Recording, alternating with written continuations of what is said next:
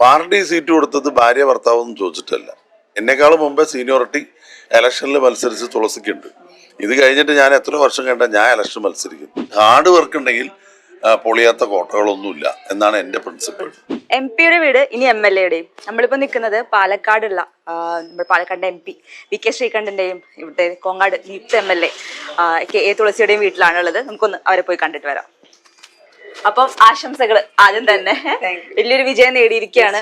കോങ്ങാട് ഒരു ഉരുക്കുകോട്ടയിൽ നിന്ന് LDFന്റെ ഉരുക്കുകോട്ടയായിരുന്നു. അവിടെ നിന്ന് ഇപ്പൊ വിജയം നേടിയിരിക്കുന്നു. എന്താണ് ഇപ്പൊ പറയാനുള്ളത്? അതായത് കോങ്ങാടിലെ ജനങ്ങളോടുള്ള നന്ദി തന്നെയാണ് പ്രധാനമായിട്ടും പറയാനുള്ളത്. കാരണം നമ്മളൊരു സ്ഥാനാർത്ഥിയായിട്ട് ചെന്നിറങ്ങിയപ്പോൾ നമുക്ക് ഏറ്റവും നല്ല പരിഗണന തന്ന ഒരു മണ്ഡലത്തിലെ ജനങ്ങളാണ്. അപ്പോൾ അവർക്ക് വേണ്ടി ഇനി ഏറ്റവും പരിഗണന കൊടുത്ത് അവർക്ക് വേണ്ടി നല്ല പ്രവർത്തനം കാഴ്ചവെക്കുക എന്നുള്ളതാണ് എനിക്ക് ചെയ്യാനുള്ളത്. അത് അടുത്ത 5 വർഷം ചെയ്യും. നല്ലൊരു ദിവസത്തിലാണ് ഇപ്പോ ഈ ഒരു റിസൾട്ടും വന്നിരിക്കുന്നത്. പുതിയ വീട്ടിലേക്ക് താമസം മാറിയിരിക്കുന്നു. പഴയ വാടക വീട്ടിൽ നിന്നും പുതിയ വാടക വീട്ടിലേക്ക് നിന്നാണ് ചെറിയ തിരുത്തുണ്ട്.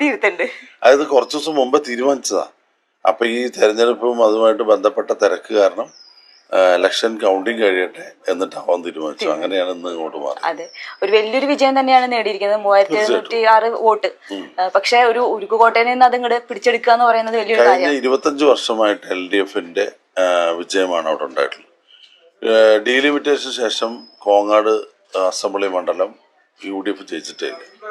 അതിനു മുമ്പ് 10 വർഷവും UDFന് നഷ്ടപ്പെട്ടതാണ്. അപ്പൊ അത് തിരിച്ചു പിടിക്കാൻ കഴിഞ്ഞു എന്നുള്ള വലിയ അഭിമാനം, വളരെ സന്തോഷം. തുളസിയെ സ്ഥാനാർത്ഥിയാക്കുന്നതിന് പാർട്ടി ആലോചിച്ചപ്പോൾ എന്നോട് ചോദിച്ചത് ആ മണ്ഡലം നമുക്ക് തിരിച്ചു പിടിക്കാൻ കഴിയുമെന്നാണ്. അപ്പൊ ഞാൻ കഴിയുമെന്ന് നൽകിയ ഉറപ്പ് പാലിക്കാൻ കഴിഞ്ഞതിന്റെ സന്തോഷമാണ് സത്യത്തിൽ നിന്നുള്ളത്. തുടക്കം മുതൽ തന്നെ കടുത്ത വിജയം തന്നെ, കടുത്തൊരു മത്സരം തന്നെയാണ് അവിടെ ഉണ്ടായിട്ടുള്ളത്. അപ്പം വോട്ട് എണ്ണുമ്പോഴും പക്ഷെ ഒരു ലീഡ് നിലനിർത്താൻ സാധിച്ചിട്ടുണ്ട്. തീർച്ചയായിട്ടും. അപ്പൊ ഈ പ്രതീക്ഷ ആദ്യം മുതലേ ഉണ്ടായിരുന്നു. കാരണം നമ്മൾ നന്നായിട്ട് വർക്ക് ചെയ്തിട്ടുണ്ട്. UDFന്റെ നേതൃത്വം, UDFന്റെ മുഴുവൻ പ്രവർത്തകരും അതിൽ വലിപ്പ ചെറുപ്പമില്ലാതെ ഏറ്റവും നല്ല കഠിനമായിട്ട് അധ്വാനിച്ചിട്ടുണ്ട്. അപ്പൊ അത് ജനങ്ങൾക്ക് കാണുമ്പോൾ ബോധ്യപ്പെടുമല്ലോ. നമ്മുടെ പ്രവർത്തനം അവർ വിലയിരുത്തും, നമ്മൾ പറയുന്ന കാര്യങ്ങൾ അവർ വിലയിരുത്തും, അതുപോലെ നമ്മുടെ മുന്നണി, അതുപോലെ സ്ഥാനാർത്ഥി, ഇവരുടെയൊക്കെ കാര്യങ്ങൾ അവർ വിലയിരുത്തുമല്ലോ. അപ്പൊ അങ്ങനെ നോക്കി അവർക്ക് നല്ലത് എന്ന് തോന്നുന്ന ഒന്നിലേക്കാവുമല്ലോ അവരുടെ തെരഞ്ഞെടുപ്പ് പോവുക. അപ്പൊ അതില് എന്നെ തെരഞ്ഞെടുത്തു. അപ്പൊ ഇനി ഞാൻ അവർക്ക് വേണ്ടിയിട്ട് പ്രവർത്തിക്കുക. പ്രതീക്ഷിച്ച ലീഡ് തന്നെ ആയിരുന്നോ കിട്ടിയിട്ടുണ്ട്? ലീഡ് എത്രയാണെന്നുള്ളത് നമ്മൾ അങ്ങനെ പ്രവചിച്ചില്ല. പക്ഷെ MP കൃത്യമായിട്ട് പറഞ്ഞിരുന്നു ഇത്ര ലീഡ് കിട്ടുന്നുള്ളത്. അതുപോലെ തന്നെ UDFന്റെ പല നേതാക്കളും അതിൽ കുറച്ച് വേരിയേഷനൊക്കെ വന്നു. പക്ഷെ MP പറഞ്ഞ കണക്കിലാണ് ഇപ്പൊ നിന്നിട്ടുള്ളത്. അതെ അല്ലെ. പ്രവചനം കുറെ നടത്തിയിട്ടുണ്ടായിരുന്നു. ഇപ്പൊ രമേശ് ഷാരടിയുടെ ഇതുപോലെ തന്നെ 10,000-ലധികം വോട്ട് നേടുന്നു പറഞ്ഞു. അത് ഒരു പ്രവചനമായിട്ട് കണക്കാക്കണ്ട, വിലയിരുത്തലാണ്. ഇപ്പൊ ഞങ്ങൾ പൊതുപ്രവർത്തകർ ഏറ്റവും കൂടുതൽ ജനങ്ങളായിട്ട് ബന്ധമുണ്ടെങ്കിൽ ആർക്കും അത് വിലയിരുത്താൻ കഴിയും. ഇപ്പോൾ ചാനലിൽ വരുന്ന പോലെ അഭിപ്രായ വോട്ടെടുപ്പ് പോലെയല്ല, ഞങ്ങൾ നിരന്തരം കാണുന്നവരാണ്. സമൂഹത്തിൻ്റെ വിവിധ മേഖലകളിലുള്ളവരുമായിട്ട് ഇടപഴകുന്നവരാണ്. അതുകൊണ്ട് ട്രെൻഡ് ഉണ്ടായിരുന്നു. പലപ്പോഴും പലരും പറഞ്ഞത് ഭരണവിരുദ്ധ വികാരം ഇല്ലെന്നാണ്. പക്ഷെ അത് ഉണ്ടെന്നുള്ളത് ഏറ്റവും അടുത്തറിയുന്നത് ഞങ്ങളെപ്പോലുള്ള ആൾക്കാർക്കാണ്. അതുകൊണ്ട് അതപ്പോൾ പറഞ്ഞാൽ രാഷ്ട്രീയമായിട്ടാണ്, പലരും വിശ്വസിക്കില്ല. ഇത് 10 വർഷത്തെ LDF ഗവൺമെൻറ്റിനെതിരായി 10 എന്നല്ല, ഈ ലാസ്റ്റ് 5 വർഷം ജനങ്ങൾക്ക് സഹിക്കാൻ കഴിയുന്നതിൻ്റെക്കാൾ അപ്പുറമാണ് ഈ ഭരണകൂടം ഇവിടെ ചെയ്തത്. അപ്പോൾ ധിക്കാരവും ധാർഷ്ട്യവും അഹങ്കാരമൊക്കെ കാണിച്ച് ഖജനാവ് കാലിയാക്കി, ധൂർത്തും അഴിമതി നടത്തി, ജനദ്രോഹം, ജനങ്ങൾക്ക് നികുതിഭാരം ഇത്രയേറെ അടിച്ചേൽപ്പിച്ചൊരു ഗവൺമെൻറ് ഇല്ല. ഇതിനൊക്കെ കനത്ത ശിക്ഷ കിട്ടുന്നത് സാധാരണക്കാരായ ആളുകളായിട്ട് ഇടപെടുമ്പോൾ ഞങ്ങൾക്കറിയാം. അപ്പം നല്ല അനുകൂലമായ കാലാവസ്ഥയായിരുന്നു. വലിയൊരു മുന്നേറ്റം അതുകൊണ്ടുണ്ടായിട്ടുണ്ട്. ഇതിൽ നിന്നും ഭരണാധികാരികൾ പഠിക്കേണ്ട എന്താണ്? ജനവിധി 5 വർഷത്തേക്കാണ്. അന്തിമമായിട്ട് ജനങ്ങളാണ് യജമാനന്മാർ. പെട്ടെന്ന് എടുത്ത് മാറ്റാൻ പറ്റില്ലെങ്കിലും അടുത്ത 5 വർഷം കഴിഞ്ഞാൽ തൂക്കി ദൂരെ എറിയെന്ന് പറഞ്ഞ പോലെയാണ്. അപ്പോൾ ഇപ്പം എന്താ സ്ഥിതി? ഇത്ര ഭൂരിപക്ഷത്തിൽ വന്നൊരു ഗവൺമെൻറ്റാ. അപ്പൊ ജനങ്ങളെ വിശ്വാസത്തിലെടുക്കാതെ അവരെ ഭരിക്കാനായിട്ട് മാത്രം വന്ന ഇതായിരിക്കും അനുഭവം. അപ്പോൾ പുതിയതായിട്ട് തിരഞ്ഞെടുക്കപ്പെടുന്ന UDFന്റെ സർക്കാരിനും ആ ഒരു ഓർമ്മ ഉണ്ടാക്കുക മാത്രമല്ല, ജനങ്ങളോട് പറഞ്ഞ വാക്ക് കൃത്യമായിട്ട് പാലിക്കാൻ കഴിയുക.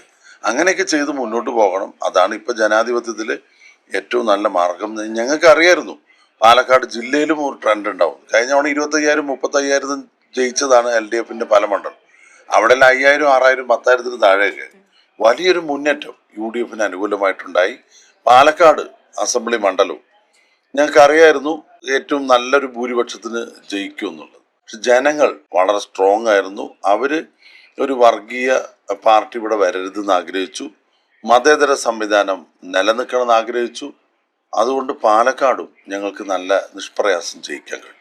ഇത്രയും വലിയൊരു ഭൂരിപക്ഷം UDF പ്രതീക്ഷിച്ചിരുന്നു. 10,000-ൽ മീതെ ഭൂരിപക്ഷം ഉണ്ടാകുന്ന വോട്ട് എണ്ണുന്നതിൻ്റെ ഒരു ദിവസം മുമ്പ് തന്നെ ഞാൻ മീഡിയ പ്രവർത്തകർ വന്നപ്പോൾ പറഞ്ഞിരുന്നു. അത് കഴിഞ്ഞ ഉപതെരഞ്ഞെടുപ്പിൻ്റെ റിസൾട്ടിനോട് അനുബന്ധിച്ച് എത്തുമെന്ന് പറഞ്ഞു. 13,000 വോട്ട് കംഫർട്ടബിൾ മെജോറിറ്റിയാണ്, ആധിപത്യം തെളിയിക്കുന്നതാണ്. ഇവിടുത്തെ ജനങ്ങളുടെ മനസ്സ് UDFന്റെ ഒപ്പമാണെന്നുള്ളത് വളരെ വ്യക്തമായി ഈ റിസൾട്ടിൽ. അതിലും ഞങ്ങൾക്ക് വലിയ സന്തോഷം. കേരളത്തിൽ ഈ വന്ന ഒരു വലിയൊരു ചരിത്ര വിജയം അതും എക്സ്പെക്ട് ചെയ്തിരുന്നു. കേരളത്തിൽ അടുത്ത കാലത്തൊന്നും ഇല്ലാത്ത തരത്തിലുള്ള ഒരു മുന്നേറ്റം UDFനുണ്ടായി. നിങ്ങൾ ഒരു കാര്യം മനസ്സിലാക്കണം. പ്രിയപ്പെട്ട പ്രതിപക്ഷ നേതാവ് ശ്രീ VD സതീശന്റെ നേതൃത്വത്തിലുള്ള പൊതുയുഗ യാത്രയിൽ 10 ജില്ലയിൽ ജാഥ അംഗമായിട്ട് മുഴുവൻ സ്ഥലത്തും പങ്കെടുത്ത ഒരാളാണ്. ആ സമയത്ത് തന്നെ ജനവികാരം കൃത്യമായിട്ട് മനസ്സിലായിട്ടുണ്ട്. എല്ലാ വിഭാഗം ആളുകളും എല്ലാ മേഖലകളിൽ നിന്നും ആ പൊതുയുഗ യാത്രയെ സ്വീകരിച്ചു. അതിനൊരു വ്യത്യാസമുള്ളത്, മുൻകാലങ്ങളിലൊക്കെ ജാഥ ഉണ്ടായിട്ടുണ്ട്, പക്ഷെ നിലവിലുള്ള ഗവൺമെന്റിന്റെ തെറ്റായ ചെയ്തികളൊക്കെ വിശദീകരിച്ച് ക്രിട്ടിസൈസ് ചെയ്തിട്ടുള്ള ജാഥകളും വലിയ മുന്നേറ്റമായിരുന്നു. പക്ഷെ ഈ ജാഥയിൽ ഉള്ളൊരു പ്രത്യേകത ഉണ്ടായത്, അടുത്ത 5 വർഷത്തേക്ക് കേരളം എങ്ങനെയാകണം, ആ ചർച്ചയാണ് വന്നത്. ഇനിയൊരു കാത്തിരിപ്പ് ആരാണ് മുഖ്യമന്ത്രി എന്ന് അറിയാനാണ്. സ്വാഭാവികം. തെരഞ്ഞെടുപ്പ് കഴിയുമ്പോൾ കോൺഗ്രസ്സിൽ LDFലാണെങ്കിൽ CPMലാണെങ്കിൽ അവരൊരാളെയാണ് ഉയർത്തി കാണിച്ചതും, രണ്ടാമതൊരാളുടെ പേരും അവരുടെ കയ്യിലില്ല, ജനങ്ങളും അവർ പ്രതീക്ഷിക്കുന്നില്ല. പക്ഷെ കോൺഗ്രസ് എന്ന് പറഞ്ഞു കഴിഞ്ഞാൽ അങ്ങനെയല്ല. ഒരുപാട് ജനപ്രിയ നേതാക്കന്മാരുണ്ട്, ഒരുപാട് കഴിവുള്ള നേതാക്കന്മാരുണ്ട്. അപ്പം അതൊരു ചർച്ച വരും. പക്ഷെ അത് പബ്ലിക്കായിട്ട് ചർച്ച ചെയ്യേണ്ട ഒരു കാര്യമില്ല. അത് പാർട്ടിക്ക് അതിനൊരു പ്രോസസ്സുണ്ട്, നടപടിക്രമങ്ങളുണ്ട്. അത് MLAമാരായി ജയിച്ചു കഴിഞ്ഞാൽ ഗവൺമെന്റ് ഉണ്ടാക്കാൻ വേണ്ടിയുള്ള ആദ്യ ആലോചന തന്നെ മുഖ്യമന്ത്രിയെ ആലോചിക്കും. വീട്ടിൽ നിന്നൊരു MLA വന്നിരിക്കുന്നു. അപ്പം ആ ഒരു സന്തോഷം എങ്ങനെയാണ്? അതിൽ ഇരട്ടി സന്തോഷമാണ്. കാരണം ഇതിനു മുമ്പ് ഞാൻ വിവാഹം കഴിക്കുന്നതിന് മുമ്പ് തുളസി 2 പ്രാവശ്യം നിയമസഭയിലും പാർലമെന്റിലും മത്സരിച്ചിട്ടുണ്ട്. പാർലമെന്റ് മത്സരിച്ച സമയത്താണ് ഞങ്ങൾ തമ്മിൽ പരിചയപ്പെടുന്നത്, 2004. അത് കഴിഞ്ഞ് ആ ഇലക്ഷനിൽ തോറ്റിരിക്കുമ്പോഴാണ് ഞാനൊരു പ്രപ്പോസൽ പറയുന്നത്, അങ്ങനെ വിവാഹം കഴിക്കുന്നതൊക്കെ. അപ്പോൾ സ്വാഭാവികമായിട്ടും അന്നത്തെ സമയത്ത് രാഷ്ട്രീയ ട്രെൻഡ് UDFന് അനുകൂലമല്ല. ലോക്സഭയിൽ മത്സരിച്ചപ്പോൾ 20-ൽ 19 പേരും UDF തോറ്റു. അഹമ്മദ് സാഹിബ് മാത്രമാണ് ജയിച്ചത്. അപ്പോൾ ഒരു അനുകൂല സാഹചര്യത്തിൽ സീറ്റ് കിട്ടുക എന്നുള്ളതും ഒരു അനുഗ്രഹമാണ്. അത് പാർട്ടിയോടാണ് അതിൻ്റെ ഒരു കമ്മിറ്റ്മെൻറ്റ്. ഇത്രയും നാൾ വനിതാ കമ്മീഷൻ്റെ മെമ്പറായി 5 വർഷം പ്രവർത്തിച്ചു. KPCC ജനറൽ സെക്രട്ടറിയായിട്ട് ഇപ്പോൾ 5-6 വർഷമായി. അപ്പോൾ ഈ പ്രവർത്തനം മാനദണ്ഡമാക്കിയിട്ടാണ് സീറ്റ് കൊടുത്തത്. പാർട്ടി സീറ്റ് കൊടുത്തത് ഭാര്യ ഭർത്താവൊന്നും ചോദിച്ചിട്ടല്ല. എന്നെക്കാളും മുമ്പേ സീനിയോറിറ്റി ഇലക്ഷനിൽ മത്സരിച്ച് തുളസിക്കുണ്ട്. ഇത് കഴിഞ്ഞിട്ട് ഞാൻ എത്ര വർഷം കണ്ട ഞാൻ ഇലക്ഷൻ മത്സരിക്കുന്നു.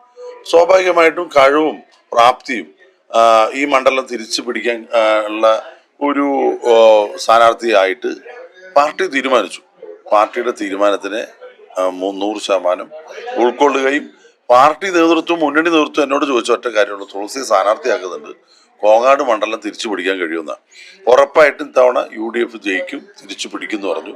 ആ വാക്ക് മുന്നണി പാർട്ടി നേതൃത്വത്തോട് പാലിക്കാൻ ഒരു പങ്ക് വഹിക്കാൻ എനിക്കും കഴിഞ്ഞു.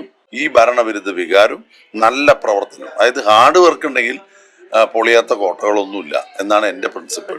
ജനങ്ങളുമായിട്ട് ഏറ്റവും അടുത്ത് പ്രവർത്തിച്ചാൽ അവരെ അംഗീകരിക്കും എന്നുള്ള, രാഷ്ട്രീയ വ്യത്യാസമില്ലാതെ അവരെ അംഗീകരിക്കും. അതാണ് ഞാൻ മാതൃകയാക്കിയിട്ടുള്ളത്. അതുകൊണ്ട് വളരെയധികം സന്തോഷം.